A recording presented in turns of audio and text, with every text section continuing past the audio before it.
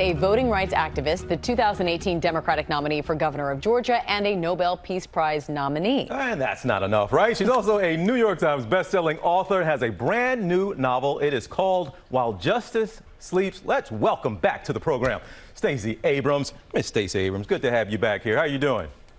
I'm well. Thank you for having me. Well, I want to start with a little politics here out in Arizona, because some people may not realize there is actually an audit of votes going on in the largest county out there of votes from the presidential election. It seems that some folks still aren't clear on the idea that President Biden won that election.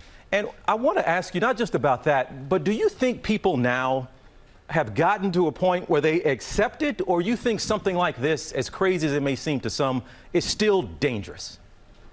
It remains dangerous because as long as we have not a question of the legitimacy of the election, but a question of the legitimacy of our president and how this process happened in the fairest, most secure election we've had in the 21st century, that is a danger. But what is more concerning to me is that it is premised on a proven lie that led to an insurrection, and the same people who fomented the insurrection are the ones supporting this audit. Not everyone who supported the insurrection not everyone who supports the audit was at the insurrection, but if you use the same through line and the same principles, we are likely to see a similar result somewhere down the road, and that is a danger to everyone. And Stacey, we know you've been credited in part by helping turn that state of Georgia, my home state, from red to blue, which is something a lot of people didn't think could be done. You did that in the last presidential election. We know your advocacy work in promoting fair elections. What's next for you in terms of that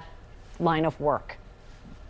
We continue to fight this raft of legislation that unfortunately has passed in Florida, in Georgia, in Texas, in Arizona. Legislation that is spreading to Ohio and Michigan and Pennsylvania, all seeking to restrict access to the right to vote because people were disturbed by the success of marginalized voters really owning their power. And while the targets have been people of color and young people, we are hearing once again that it's also having a disproportionate effect on disabled voters and other voters who cannot fully access the right to vote if these impediments remain, and worse, if these impediments are designed to block their participation. Now we want to turn Miss Abrams, or should I call you Selena Montgomery? People might not know this, but you have written at least 8 previous novels before this new one, but you use that pen name, Selena Montgomery, and some of the titles: Hidden Secrets, Secrets and Lies, The Art of Desire, Never Tell, Deception, Reckless. My goodness, if I got some of those in there. But is it different now, the new one, While Justice Sleeps, we have copies of it here, to see your name on a novel, Stacey Abrams, instead of the pen name? Why did you switch it up this time? When I started writing romantic suspense, I was also writing treatises on tax policy and social policy. It was at the very beginning of Google, and it was easier to keep the identity separate. It's much more about brand identity than anything else. I was always proud of Selena Montgomery. My friends knew about it. My face is in every book.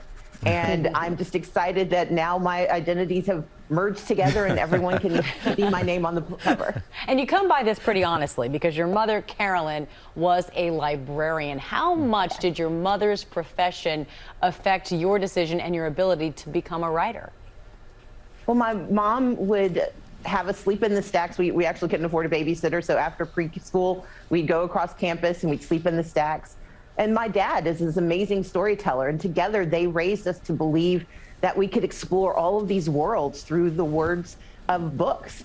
And they also encouraged me to write. And so I'm excited that I get to merge my loves of writing and reading into this career that is wasn't where I started, but is a huge part of who I am. Romantic suspense novels. While Justice Sleeps, can you give us a little peek into what's behind the cover?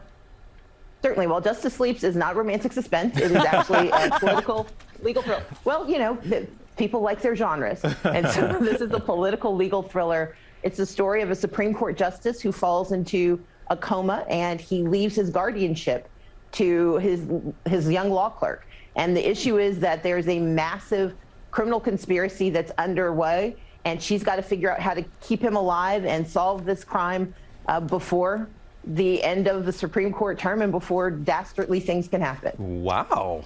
That sounds great. We should buy the rights to this movie immediately before it becomes hot. All right, Stacey Abrams, it's always a pleasure to see you, and always great to have you come back here with us. So next book, Selena, Stacey, whoever it is, you're always welcome here, all right? Thank you so much. It's always a pleasure. And Well Justice Sleep is available now in all formats, including audiobook with an exclusive author's note. Well, hey there, GMA fans. Robin Roberts here. Thanks for checking out our YouTube channel. Lots of great stuff here. So go on, click the subscribe button right over here to get more of awesome videos and content from GMA every day, anytime. We thank you for watching, and we'll see you in the morning on GMA.